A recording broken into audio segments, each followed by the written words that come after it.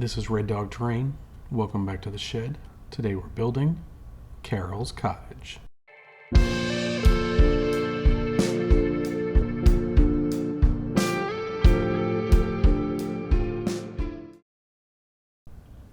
Mom gave me a ceramic house.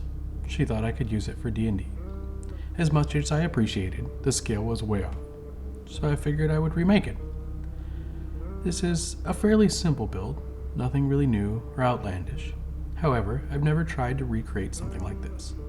I've gotten inspiration from things like Russian-y steeple in the lake, or paintings of a blacksmith shop, or the hatch from Lost, but never tried to duplicate something, or as close as I could. This is the Hebridean Hame from Lilliput Lane. Lilliput Lane is an English company that made hundreds of different models ranging from quaint little cottages to the Tower of London. It started in 1982 and sadly sold its last one in 2016. They were wildly popular when we were living in England at the time. Mom didn't have a whole bunch of these, but we had a few, and now I have this one. So far, I cut up a cardboard box, glued in some foam supports made from scrap pieces, curved the cardboard around in a sort of pill shape, and secured it all together with a hot glue. This build has a lot of hot glue. If I would have known how many hot glue sticks I would have used, I would have kept track and have a counter in the top corner.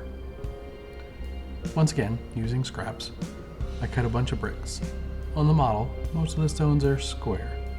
Well, square-ish. I put them in a box with rocks and heavy bolts and shook them around for a while to get quick and easy texturing. After painting the cardboard black, I began gluing in the bricks. The bottom row was all hot glue. I wanted to make sure I had a solid base before switching to tacky glue, which would take longer to dry. While I do that, let me thank the band Aya for the use of their music. This song is Las Palabras y el Mar, the words and the sea, from their latest album.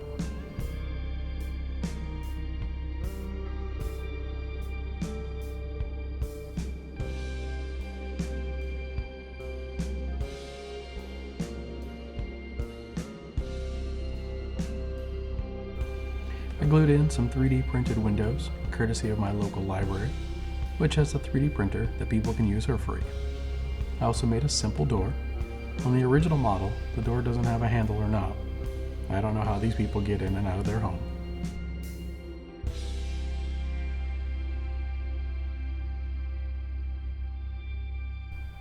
I traced and then cut a piece of dollar store foam board to sit on top so I could build the roof on.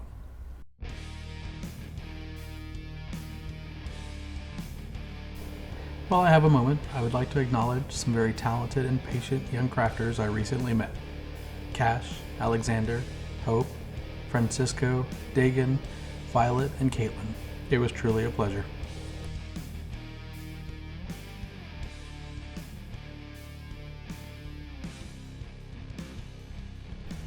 The stone sticks out well past the windows, so I cut the foam to match.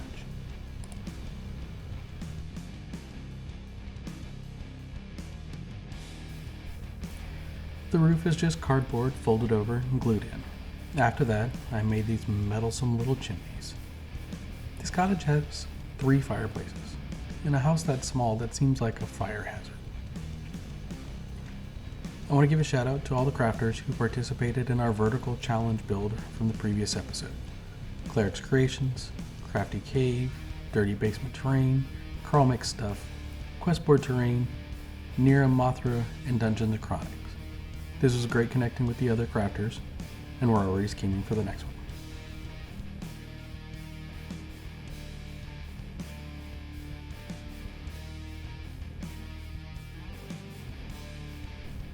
Here is where I almost made a big mistake.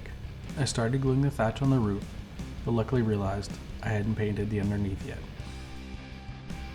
And since I was painting the roof, I might as well give all the foam a coating of the secret sauce while I was at it.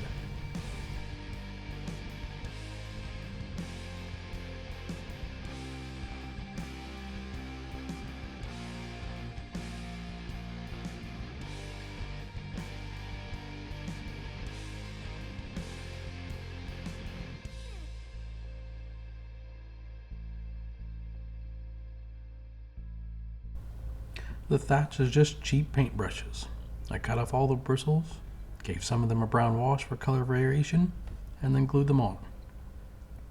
At first I laid them all out and gently placed them on with a putty knife, but soon I was just grabbing handfuls and throwing it at it.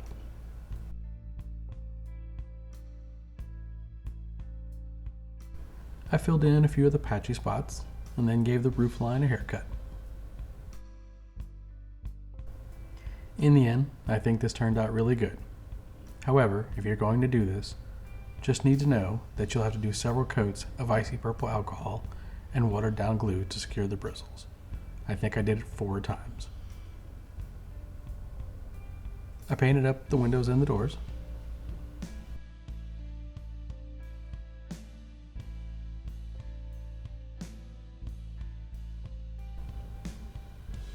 Then I secured the cottage to a bigger base. Around the cottage are extra stones and a bit of rubble, so I added in the few extra bricks I had and some pebbles.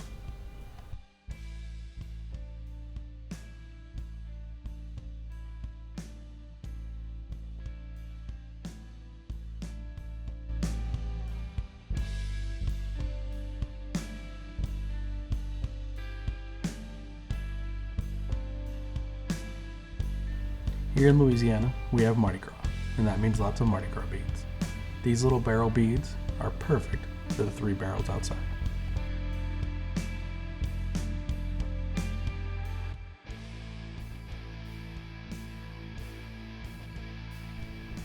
I did an overbrush with a tan color, but wasn't worried about full coverage.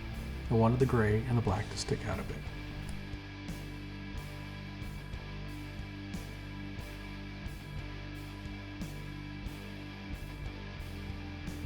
I added some texture paste around the bottom and painted it up brown. This last part of the video may seem a bit rushed. That's because I forgot to film a few steps.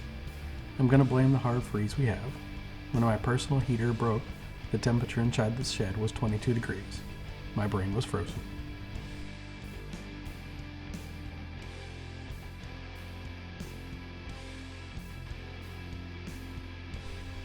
In the end, I think I did a good job of recreating the Hebridean Hame from Lilliput Lane.